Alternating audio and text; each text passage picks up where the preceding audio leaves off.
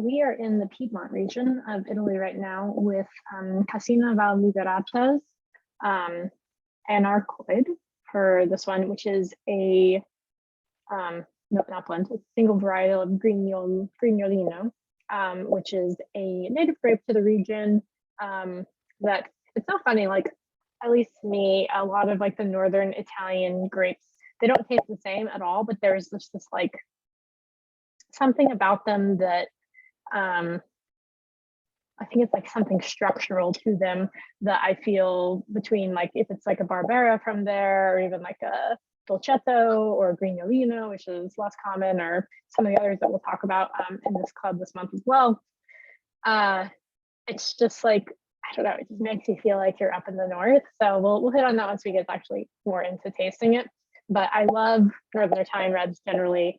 I don't find actually as many as I would like that are made naturally, so I don't get to put them in as much as I want. And so I was super excited when Hootenanny brought these guys in because I think we're not the first, but like probably the second, or maybe the first, actually. I have no idea. They literally just got it and we bought almost all of what they had of this producer. So they don't make that much, and it is just a really great example of what it can be there. Not gonna lie, I also love the label for Valentine's Day. Doesn't it just feel so romantic? But I also knew that they were really great wines. So yeah, I won't get too much further into that because otherwise it'll give things away, but just some background. So Cascina della Liberata, like I said, they're in the north. I think they have been making wine for quite a while. It's really just that we are starting to get them in the US now, just because our friends Hootenanny picked them up. But this wine in particular has 12 days of maceration, so a decent amount of time with the skins on it and macerating with it. But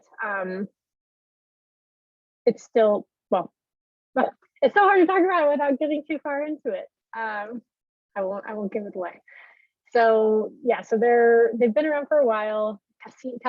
Cascina, I'm pretty sure, is like a little castle. I think that's like the castello is the typical word for castle in Italian, but I think there's very regional dialects up there.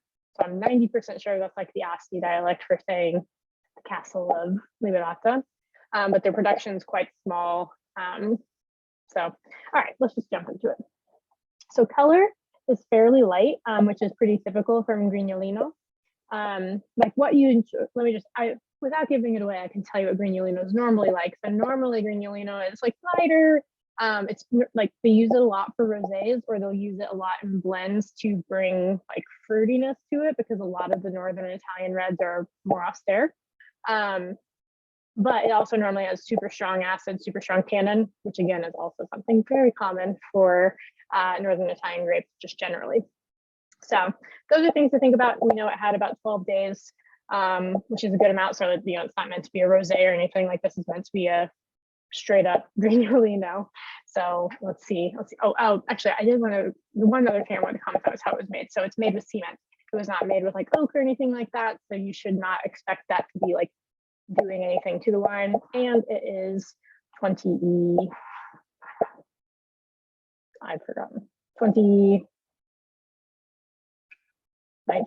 I think. Hang on, let me just double check because that will also make a difference.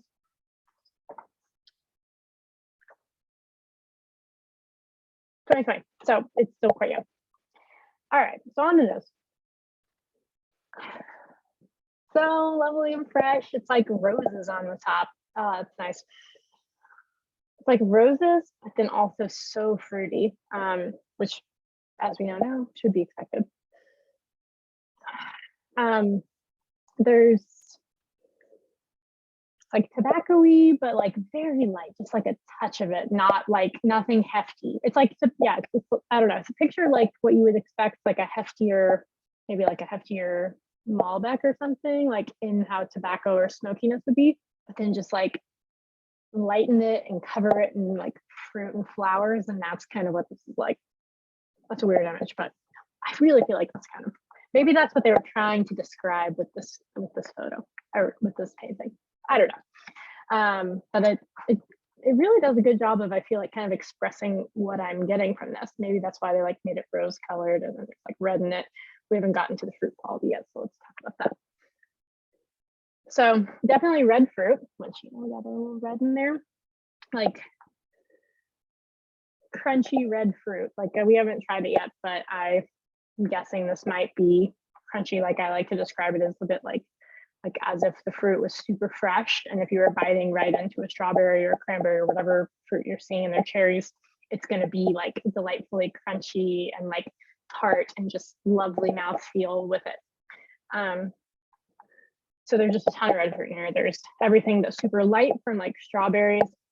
I might even go as far to say like watermelon, which I normally only talk about with rosés, all the way up to, you know, your traditional cherries or certainly cranberries. It's really just a lot of red fruit. I'm not getting anything dark off of it. Maybe a little bit on the like, honestly, it's a little bit like medicinal, like, but very light.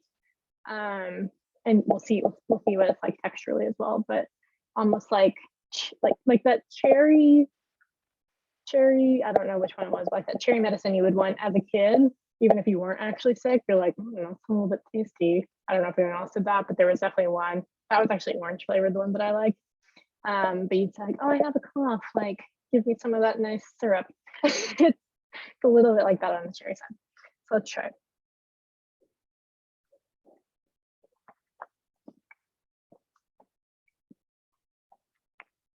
Oh man, what a delectable mouthfeel. So like, you know, that first reaction I had with like the roses on the nose, it feels exactly the same on your mouth. It's just like, especially if you switch it in and invite in some air, it just totally coats your mouth. And it's like you're walking through this like floral shop that also has cherry pies with whipped cream like on display. I'm actually surprised that it does feel a little bit like creamy texturally. I don't know. I mean, obviously it has leaves on it. I'm assuming they're not gonna like rack those off or whatever. But yeah, she's got a lot going on. So that's like the first impression. But then after that, it's super acidic. The finish is great, and the finish is like a mixture of what I just said you start with. It's like cherries and this like floral quality to it. It's so funny. I never initially go directly to like roses. And I don't know if it's because I actually like think it's roses or if I'm just like super romanticizing this bottle, because I normally am just like, it's floral, like let me think about it further. But maybe it really is just roses. Let's go back to it.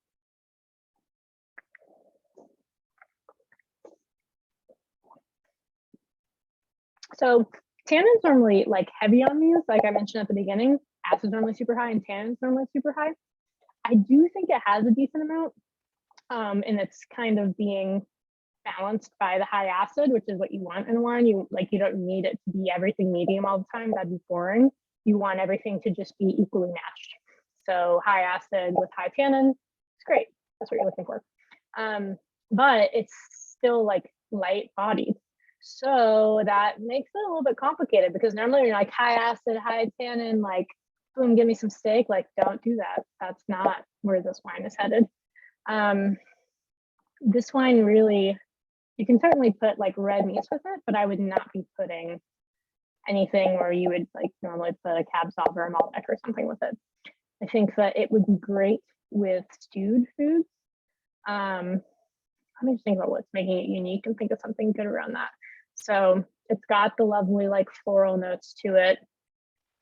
It's just like, it's light and red, which is obvious, but it's like it tastes red, if that makes sense. Shout out to Jamie Good's book. Taste Red. That's right. That's what it's called.